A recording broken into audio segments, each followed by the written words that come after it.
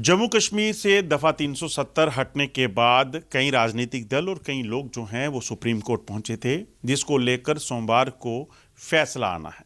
उसी को लेकर जम्मू कश्मीर में सियासी हलचल खासतौर पे बहुत तेज हो गई है। इसी पे बात करने के लिए हमारे साथ जम्मू कश्मीर के पूर्व उप मुख्यमंत्री और बीजेपी के वरिष्ठ नेता कविंदर गुप्ता जी हैं।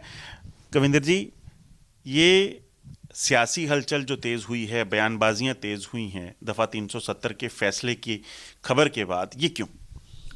देखिए, इन लोगों को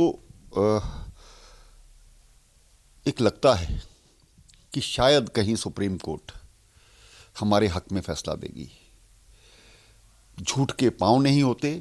अगर ये छटपटा रहे हैं तो स्वाभाविक बात है, छटपटाना भी चाहिए। जो कि लोगों के साथ इन्होंने नेहरू से लेकर के शेख अब्दुल्ला से लेकर के इन खानदानों ने जो तबाही की है, उसके जख्म आज भी जम्मू कश्मीर में नज़र आते हैं। 3-3 पीढ़ियाँ मार करके हमारी बहनों बेटियों को किस प्रकार से इन्होंने ये तबाह किया। और उसके बाद ये तो 1947 की बात है, जब बॉर्डर पार आ रहे थे। इन लोगों की नालायकी के कारण से अगर जंग ना रोकी गई होती तो आज वो पीओके, जिसकी बात हम आज बैठ करके करते हैं, जो जिसके लिए भारत की सदन में ये प्रस्ताव पास करना पड़ता है, वो हमारा होता। इन लोगों की नालायकी के कारण से, सत्ता के लोलुपता के कारण से ये सारी चीज़ें हुई। और उसके काफ़ी वर्षों बाद, 40-50 वर्षों के बाद, फिर से हिंदू समाज पर इनकी नालायकी के कारण से, जो कि इनकी सरकारें रही, फिर से 5 लाख कश्मीरी पंडितों को वहाँ से भागना पड़ता है। 1947 से लेकर 1999 तक ये लगातार इसकी प्लानिंग होती रही कि किस प्रकार से इन लोगों को इस स्टेट से बाहर निकालना है। और आज जो पाकिस्तान में, मीरपुर में, कोटली में, मुजफ्फराबाद में जो लोग यहाँ पर आए हैं, आज भी वो यहाँ पर सेटल नहीं हो पाए हैं। उन्होंने कैसे कैसे वो समय गुजारा है, टेंटों में रह कर के, बिना छत के। आज उनके अगर पूर्वजों से बातें सुनो तो कलेजा मुंह को आता है। लेकिन आज पिछले काफ़ी वर्ष इन्होंने क्या किया, पाकिस्तान प्रस्ती पैदा की। लोगों, भारत की सरकारों को ब्लैकमेल होती रही। नालायक सरकारें थी केंद्र में बैठी हुई, जिसके कारण से वो ब्लैकमेल, किसी को पेट दर्द होता था मिलिटेंट को, तो उसको एक जहाज में लेकर के वहाँ पर जाते थे। उनको सिक्योरिटीज दी गई थी।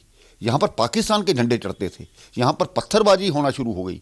यहाँ पर मस्जिद से एक ऐलान होता था कि कश्मीरी पंडितों को किस प्रकार से भगाया जाए। ये उसी का परिणाम है।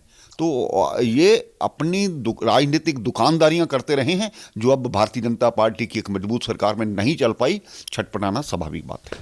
लगता है ये जो सोच रहे हैं उस पे हो सकता है, क्योंकि देखिए, उमर अब्दुल्ला कहता है कि उन्होंने कहा कि 370 टूटने के बाद जो है जम्मू कश्मीर जो है वो देश से दूर हो गया। इसमें कितनी सच्चाई है? और क्या जो फैसला उस वक्त लिया, क्योंकि आप उप मुख्यमंत्री भी रहे, आप स्पीकर भी रहे, लगता है उसमें कुछ कोताही बरती गई है?